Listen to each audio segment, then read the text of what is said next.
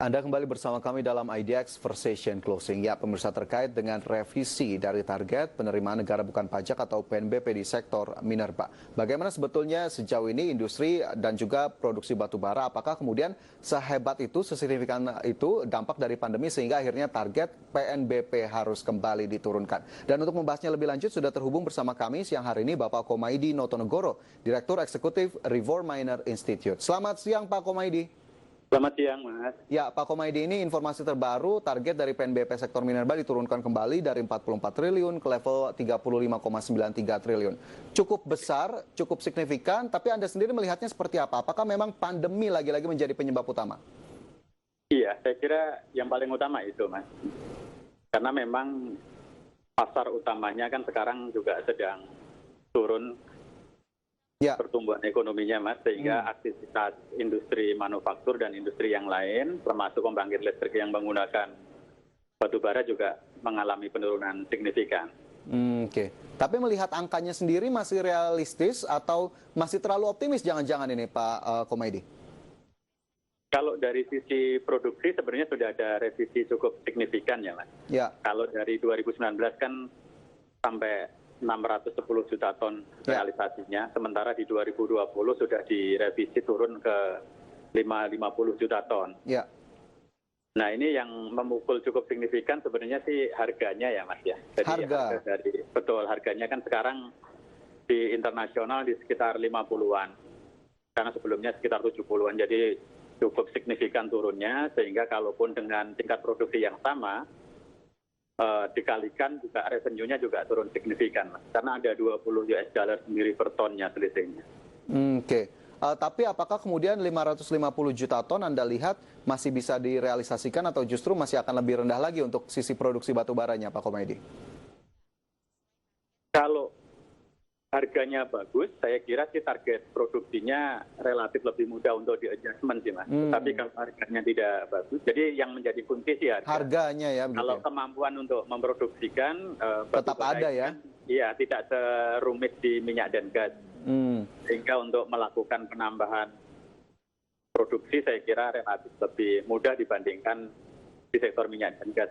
Nah, lantas dari sisi harga sendiri sebetulnya apa yang memang masih menjadi pemberat dari harga komoditas terutama batu bara? Kemarin China sudah sempat mulai kembali untuk melakukan impor begitu ya dari sisi batu bara. Apakah kemudian masih ada hal lain lagi yang diperhatikan sehingga harga sepertinya belum bisa bergerak kemana-mana, Pak Komaydi? Iya, satu ada faktor dari fundamental yaitu ekonominya sendiri tumbuhnya pemulihannya masih perlahan ya, Mas. Sehingga kalaupun ada peningkatan kebutuhan saya kira tidak terlalu signifikan. Dan kemudian mereka kan juga masih ada stok sebelumnya yang mungkin baru dilepas juga ya, Mas ya. Kalau mereka beli fungsinya akan sebagai stok dulu, belum langsung dipakai sebagai konsumsi akhir gitu. Nah, hal lain juga ada produksi lain sebagai kompetitornya yang juga murah, Mas, yaitu gas ya, Mas. Nah, ini yang juga harus diperhatikan karena LNG dunia ini kan di 2020 juga lumayan membanjiri pasar, Mas. Jadi ada kompetitor dari batu bara gitu.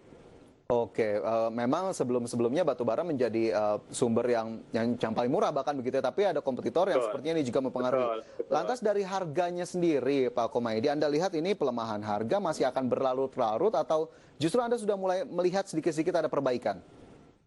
Kalau semua sektor sebenarnya trennya sudah mulai membaik ya, Mas, karena beberapa negara sudah mengakhiri lockdown-nya, sudah new normal di beberapa negara, meskipun perlahan ekspektasi positifnya sudah terlihat, Mas, dari beberapa wilayah sudah mengalami pertumbuhan, meskipun tidak secepat yang diharapkan atau diproyeksikan, tetapi arahnya sudah positif sebetulnya, sehingga harga komoditas termasuk batu bara mesti trennya akan meningkat, tetapi tidak bisa diharapkan terlalu cepat gitu.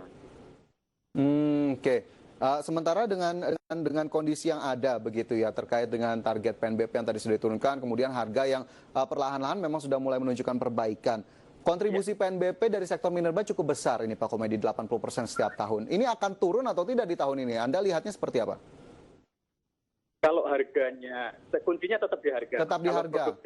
Produksinya sih adjustment-nya begitu cepat teman-teman di sektor batu bara terutama ya. Kalau mineral agak unik juga gitu. Tetapi kalau batu bara relatif lebih mudah untuk di-adjust oleh teman-teman pelaku. Kalau harganya bagus, katakanlah marginnya sudah di batas toleransi yang mereka tetapkan, akan lebih cepat untuk memenuhi sih Mas. Sehingga targetnya pun mungkin realisasinya bisa lebih besar dibandingkan yang sudah diturunkan oleh pemerintah gitu Mas.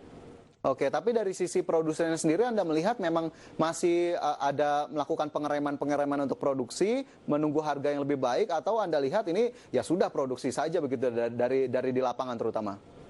Kalau di lapangan sih opsi kedua yang Mas sampaikan tadi. Jadi produksi tetap jalan ya Mas. Karena untuk mengkompensasi harga yang turun justru produksi yang akan ditambah. Karena bagaimanapun bisnis harus tetap running ya Mas. Oke, jadi bisnis harus tetap running, pelaku atau produsen justru tetap harus menyeimbangkan antara harga yang masih melemah. Betul.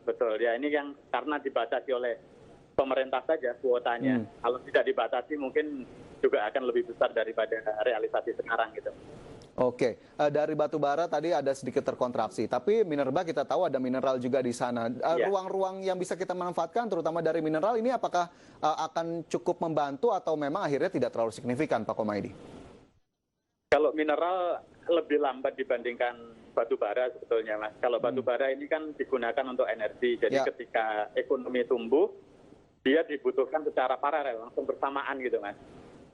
Tapi kalau mineral ini karena fungsinya untuk supporting industri manufaktur, biasanya akan menunggu industrinya tumbuh dulu Mas. Baru kebutuhannya meningkat. Tetapi juga ekspektasinya tentu ke tren yang sama-sama positif, hanya mungkin lebih lambat dibandingkan batu bara geraknya. Oke, kemudian untuk mengoptimalkan penjualan, produksi, akhirnya juga berujung pada PNBP yang akan diterima oleh negara, ini sebetulnya lebih memilih ekspor yang dikencangkan atau pemenuhan DMO ini sudah cukup membantu atau menopang sebetulnya Pak Komaydi, atau justru dua-duanya sama-sama mengalami kontraksi yang mungkin levelnya juga sama saja begitu?